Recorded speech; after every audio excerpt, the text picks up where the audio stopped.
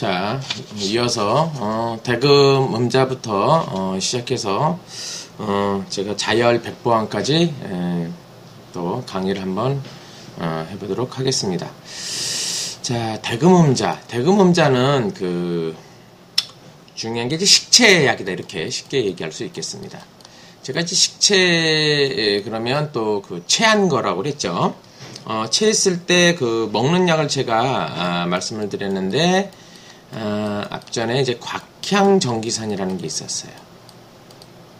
그래서 이것도 식체에 먹는다고 제가 처방을 말씀드렸으니까 곽향정기산 동영상을 참고하시면 되겠습니다. 자, 여기에 비해서 이 대금 음자는요, 특히 이제 술과 음식으로 이제 과음이죠, 술.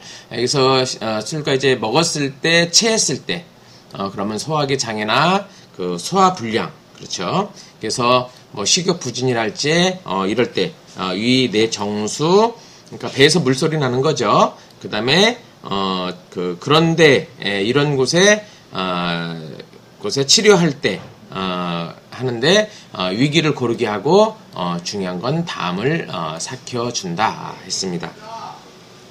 재료를 한번 볼까요? 재료는 진피가 들어가고요, 후박, 그리고 창출, 거의 다 그 소화기 쪽에 본초들이 들어가죠. 그리고 감초, 생강이 들어갑니다. 여기에 이제 가미를 할 수가 있는데요. 갈근이 들어갈 수 있고요. 그 다음에 적복령, 그 다음에 사인, 신곡 등을 넣을 수가 있는데, 여기 보다시피 뭐가 있습니까? 이 처방은 꼭 가미하는 것이 더욱 좋다겠으니까 될 수 있으면, 이 처방들을, 여기에 가미해서, 내가 맞는 것에, 가미해서 쓰면 더욱, 좋다 하겠습니다. 그래서, 요거는 뭐 이제 제가 그 앞전에 말씀드렸으니까, 계산 단위예요. 그래서, 대충 좀 알아보기 쉽게끔 여기다 이렇게 돈으로 표시되어 있으니까 제가 세돈이니까 양은 요만큼, 세돈은 3.75 곱하기 3이죠. 그래서 요거를 제가 계산을 해 놓은 거니까 참고하시면 되겠습니다. 자, 그래서 식체약인 대금 음자를 설명을 드렸고요. 이번에는 반화사심탕을 말씀드리도록 하겠습니다. 지금 앞에서 제가 대금 음자 말씀드릴 때 담을 삭혀준다고 그랬잖아요. 그죠?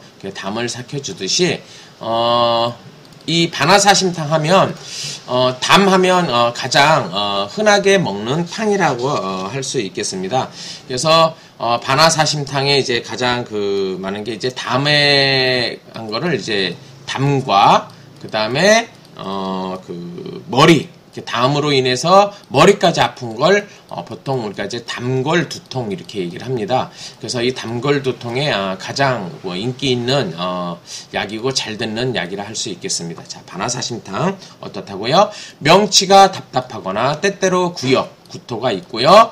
중요한 건 머리 두통이 있습니다. 그 다음에 식욕부진, 그리고 배에서 소리가 나고 묽은 변, 설사, 경향이 있는 사람 등의 증상이 씁니다. 그래서 급만성, 위장 카타라라고 하는데 소화불량이랄지 위화수, 신경성 위염, 위장 허약, 숙취, 트림, 그 다음에 구내염, 신경과민, 이런 쪽에 모두 쓸 수 있는 게 반화사심탕입니다.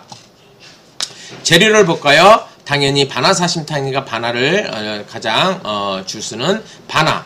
반화는 꼭 법제를 해서 써야 된다 했습니다. 법제는 어딘 걸로요?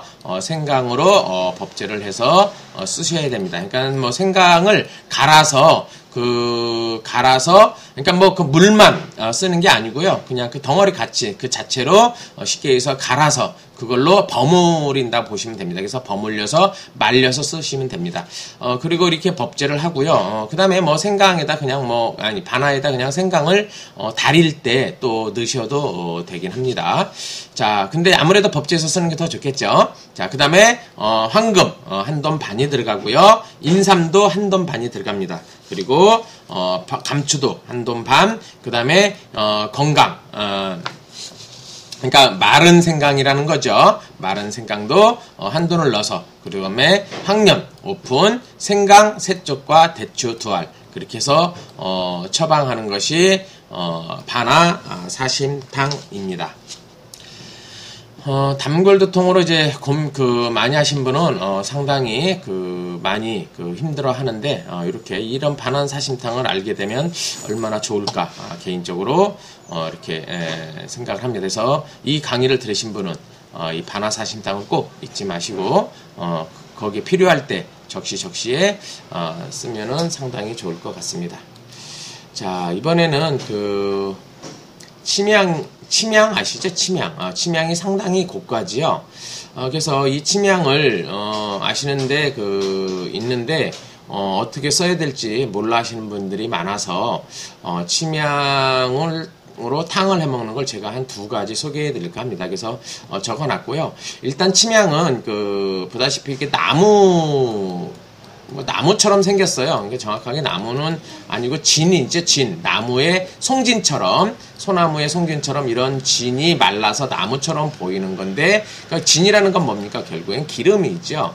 그래서, 근데 이 기름이 보통 타면은 보통 안 좋거든요. 근데, 침향만큼은 이 향이, 사람에게 그렇게 피해를 주지 않고 좋다고 해서, 특별하게, 인간에게 이게 어떤 탄 것들이 좋은 게 별로 없어요. 근데, 특별하게 이 침향에 탄 것은 인간에게 좋다는 게 증명이 됐고요. 그리고 이것이 이제 가라앉을 침이에요. 그러니까는 나무같이 생겼으니까 어때요? 보통 물에 떠야 되잖아요.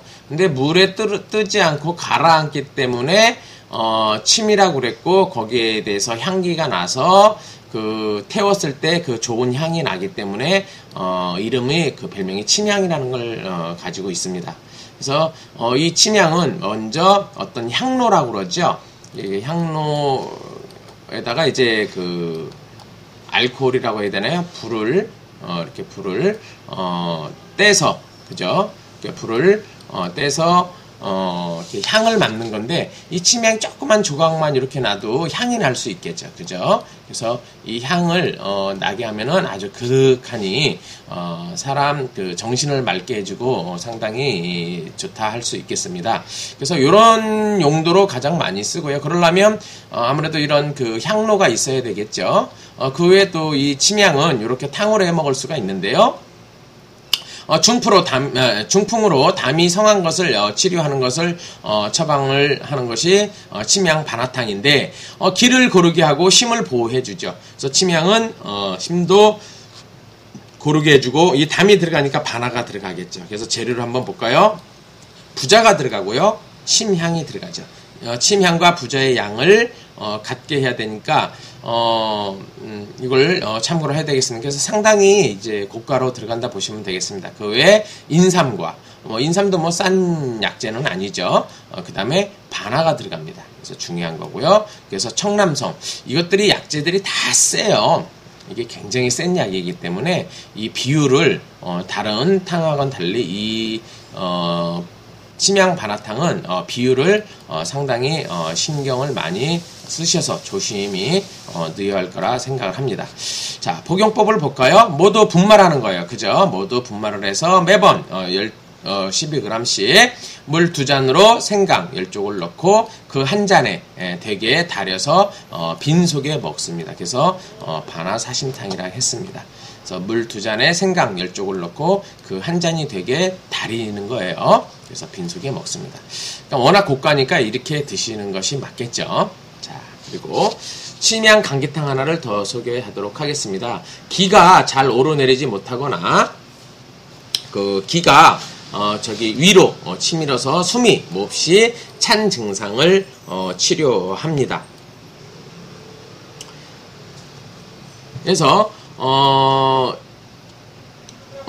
이 기가 치밀어서 숨을 잘 답답해하고 숨이 잘 못 쉬는 것도 상당히 답답하겠죠. 이럴 때 이 침향 감기탕이 상당히 발휘를 하게 되는데요. 재료를 보시게 되면 향부자 그리고 자감초, 사인, 그 다음에 침향 16g이 들어갑니다. 복용법을 한번 볼까요? 모두 분말을 해서 자소엽과 소금을 넣고 끓인 물에 8g씩 타서 먹습니다.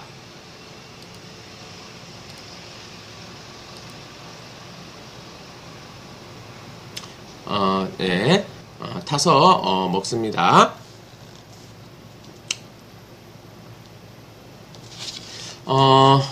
이렇게 해서 침향 그 감기탕까지, 그래서 침향에 탕으로 해서 먹을 수 있는 두 가지를 소개해 드렸습니다. 그리고 제가 또 설명 하나 빼뜨린 게 있는 것 같아서, 여기 이렇게 보면 제가 반화사심탕을 말씀드렸는데 여기 보황탕을 설명을 안 드린 것 같아서 사실 그냥 싹 넘어갈까도 했는데, 이 보황탕은 그 상당히 좋으면서도 사람들이 잘 모르고 있는 겁니다. 이것은 지금 우리가 이제까지 제가 동영상으로 강의를 해드린 거에 다 것들을 말하자면 섞어서 응용해서 쓰는 탕인데요. 여기서 이제 약은 병독을 막아주는 효능이 있다, 제가 이렇게 얘기했으니까는 결국엔 이건 뭐냐면 그 면역력도 길러주고요, 모든 잔병 이런 것들을 다 막는 거라고 보시면 돼요. 그러니까는 지금 일반적으로 우리 그 선생님들이 듣는 보약이다 이렇게 얘기하면 저는 그냥 십전대보탕보다는 그 이 보황탕을 강력하게 추천하고 싶습니다. 자, 한번 들어가 있는 걸 볼까요? 사근자탕과 사물탕을 합하면은 이것이 이제 팔물탕이 되죠. 앞에 사근자탕과 사물탕을 제가 강의했으니까 또 참고하시면 될 겁니다. 거기에 육개와 황기를 두 가지를 더 첨가해서 넣으면 이게 10가지가 되잖아요. 이게 십전대보탕입니다. 그러니까 보황탕이라는 것은 십전대보탕하고 그 다음에 동양의학의 가장 생명의 근본이라고 할 수 있는 신장, 그래서 신장에 가장 그 좋은 약이라고 할 수 있는 게 육미지황탕이거든요.